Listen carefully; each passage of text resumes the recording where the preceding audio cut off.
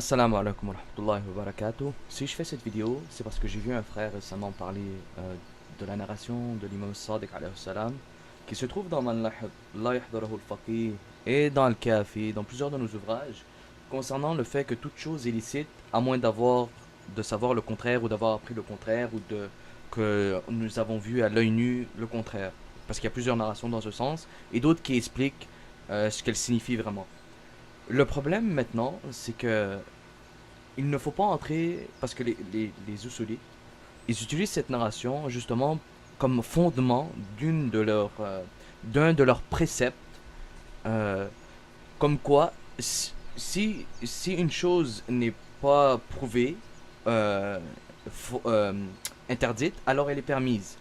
C'est une règle sunnite aussi qui est une règle du usul, et c'est pour ça que je parle des usulites, qui s'appelle al- al-bara al-asliye, ou asl al-bara. Euh, dans cette théorie qui est sunnite, elle n'a jamais eu de base chiite, mais ils essaient de prouver qu'elle est chiite aussi en utilisant des narrations comme ça un peu ambiguës, et que j'expliquerai avec le temps, pour, pour prouver ce procédé. Tout d'abord, aussi pour clarifier la notion chez les Akhbari, les Akhbari ne disent pas que toute chose, que à la base tout est permis à moins qu'on a une chose illicite.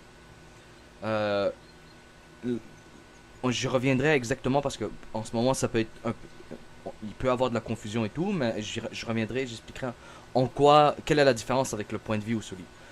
Les Usuli utilisent cette narration et ce procédé en fait, plus ce procédé que cette narration, en disant que si je trouve pas une narration qui dit que le porc est illicite, on va pas utiliser le porc parce que c'est quand même trop facile. Donc s'il n'y a pas de narration qui dit que par exemple l'éléphant est illicite, alors l'éléphant est permis d'être mangé. Ce qui est faux, c'est un faux procédé. Parce que les imams nous ont dit que tout a toujours été licite et illicite, et que les imams ont donné les jugements sur tout. Ok, il n'y a rien qu'une personne n'a besoin sans qu'elle ne s'y trouve dans le livre ou dans la sunna. C'est un hadith de l'imam Sadiq dans le Kafi aussi. Donc, ce qui veut dire, entre autres, que tout se trouve chez les imams et que tout a toujours été là. S'il manque des choses, ça ne rend pas la chose licite.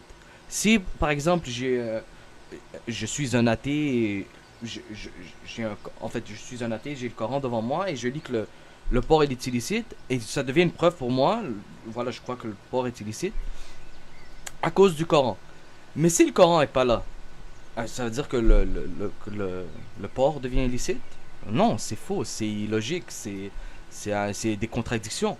Ça veut pas, c'est pas parce que la chose n'est pas là, que la preuve de l'argument n'est pas disponible, que l'argument ou sa preuve est fausse.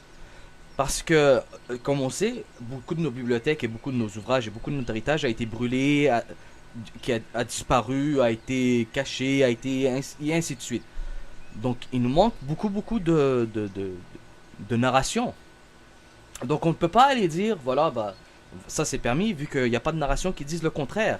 Et c'est pour ça, justement, que quand un marja, et c'est voilà aussi pourquoi c'est important de le noter, ça c'est une chose très importante chez les marjas, c'est pour ça que quand ils écrivent que quand quelqu'un leur pose une question et ils répondent, dans une de leurs fatwas, ils répondent, il n'y a, il n'y a rien contre, c'est permis, ou il n'y a rien contre. Le il n'y a rien contre, ça vient justement de ce procédé. C'est qu'ils n'ont rien trouvé dans les hadiths qui pourrait montrer que c'est faux. Les Akhbari, ils ont un autre procédé qui est le contraire de ce procédé. C'est. Euh, euh, eux, les usulites utilisent Asl al-Bara'a, qui est la base la base étant l'innocence, si on pourrait le mettre dans une phrase et comme un terme. La base étant l'innocence. Les Akhbari, ils ont un peu le contraire, ou une version plus proche des narrations des imams, qui est le- le- euh, la base de la précaution. Si on n'a pas une chose, alors on ne le fait pas, on s'éloigne de celle-ci. On ne la, On ne sait pas si cette pomme est halal ou haram, on ne la mange pas, on ne dit pas qu'elle est licite ou on ne dit pas qu'elle est illicite. On dit on ne le sait pas et on demandera à l'imam ou c'est à l'imam que le jugement revient. On s'éloigne de celle-ci, on se, on se prévient de péché et de d'égarement en s'éloignant de celle-ci. C'est de la prévention. Donc, ensuite, quelqu'un pourrait se demander, alors, frère, comment il y a des narrations qui disent, qui pourraient montrer le contraire. Ces narrations ne sont pas comme vous le pensez ou tu penses. Ces narrations signifient, dans ce contexte, par exemple, parce que l'imam l'explique par la suite, si on continue dans les narrations, dans les chapitres, etc., on comprend les narrations et l'imam l'explique. Par exemple, je vais dans un marché arabe, parce que ça, là, je vais reprendre carrément l'exemple de l'imam. Je vais dans un marché arabe, un souk, ou même, on va dire, dans un centre commercial ou dans un centre commercial.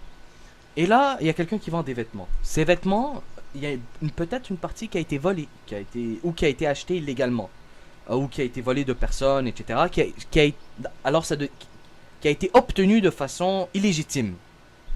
Donc, ce vêtement est illicite, à porter et à acheter. Mais il y a aussi d'autres vêtements qui ont été achetés de façon légitime, qui sont licites, qui ont été payés avec les, les biens de la personne, qui n'ont pas été volés, qui ont été obtenus de façon légitime. Et les deux se mélangent entre eux. L'imam, qu'est-ce qu'il dit? Justement, la narration vient. Dans ce contexte-ci, quand il y a deux choses où il y a une opposition, comment je pourrais dire, une opposition physique ou visuelle, dans le sens que, à tes yeux, devant toi, tu ne vois pas que c'est illicite, ou tu ne vois pas que c'est licite tout court. Toi, tu vas acheter ton truc, et à la base, il y a des trucs licites et il y a des trucs illicites. Ça veut pas dire que c'est à toi d'aller poser la question si c'est licite ou illicite. Ça, c'est un autre sujet, un autre débat, une autre recherche. Mais le fait que, justement, il y a du bien et du mauvais, si tu ne l'as pas vu avec l'œil, alors c'est permis pour toi, c'est licite pour toi. Si tu n'as pas vu de l'œil que ça a été obtenu illégalement. Pareil pour quand un musulman te donne de la nourriture. À moins que tu as vu de ton œil que cette viande a été reçue de façon illégitime ou que c'était du porc, tu ne peux pas refuser ou tu ne peux pas dire que c'est illicite. Parce que tu pars du principe que c'est un croyant qui te l'a donné, et quand un croyant te le donne, ou un musulman en fait, te le donne ou te dit que cette nourriture est licite, alors ça suffit. Dieu te demande juste ça comme preuve. Et la najas et l'impureté aussi, je vais faire une petite parenthèse pour pas rentrer dans un long débat, c'est pas comme on le pense une question d'eau impure ou de saleté et tout, c'est plus spirituel que ça. Dieu voit l'impureté comme on la voit. Si pour moi cette chose n'a pas été prouvée impure, par exemple, moi je vais aller faire ma prière, et ça c'est un des meilleurs exemples, c'est un exemple qu'on utilise en Hausa parce que ce que j'explique en ce moment, c'est aussi un cours qu'on explique en Hausa, qui est le fait que tout est propre, tout est pur, jusqu'à prouver contraire. Donc si tu trouves un verre d'eau, t'as pas besoin de te poser la question si un chien a pissé dedans ou si un mécréant a mis son doigt dedans ou ce genre de questions. Tu pars du principe que ce verre d'eau, c'est un verre d'eau qui était dans la maison d'un croyant ou proche d'un croyant, ou c'était à la base, il y a plus de chances que ça soit pur. Alors tu prends, tu fais ton wudu ou tu bois de celui-ci. Pareil pour les vêtements. Tu n'as pas vu avec tes yeux que c'était impur, que ça a été obtenu de façon impure, alors tu pars du principe que c'est pur et c'est licite.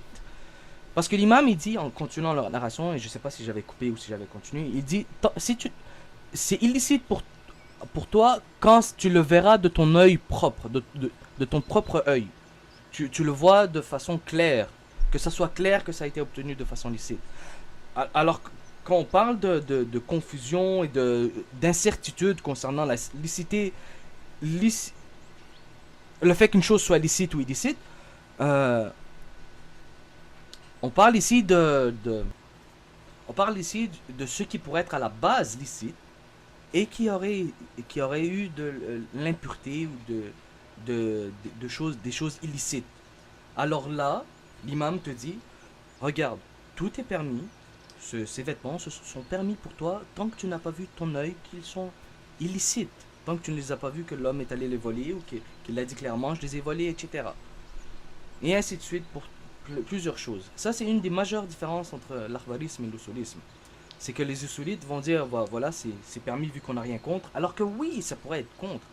Il pourrait avoir des choses contre. On ne peut pas dire qu'une chose est permise vu qu'on n'a pas de narration, vu qu'on ne connaît pas qu'on a, parce que avoir et connaître, ce sont deux choses différentes.